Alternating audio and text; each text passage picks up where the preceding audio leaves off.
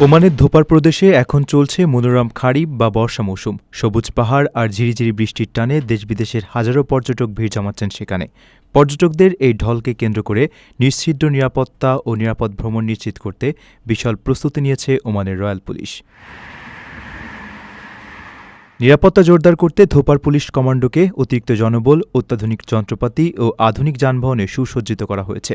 স্থলপথে টহলের পাশাপাশি দুর্গম পাহাড়ি এলাকা ও পর্যটন কেন্দ্রগুলোতে নজরদারি চালাচ্ছেন অশ্বারোহী পুলিশ সদস্যরা।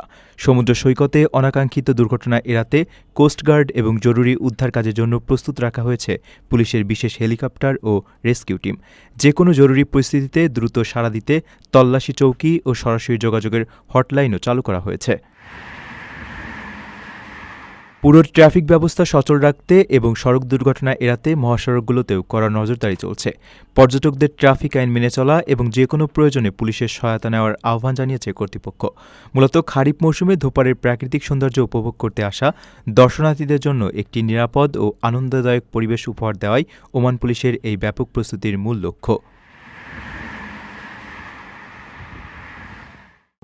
প্রবাসীদের জন্য নির্মাণ হচ্ছে দেশের প্রথম স্মার্ট সিটি, যেখানে থাকছে স্কুল, মসজিদ, হাসপাতাল, সুইমিং পুল, হেলিপ্যাড, পাঠাগার, জিম, সুপারমার্কেট, শিশু পার্ক সহ সকল নাগরিক সুবিধা। মাত্র ৩০ লাখ টাকা বিনিয়োগে মিলছে আকর্ষণীয় ফ্ল্যাট। প্লাটিনাম ইনভেস্টরদের জন্য ঢাকা বিমানবন্দরে ভিআইপি প্রোটোকল সুবিধা।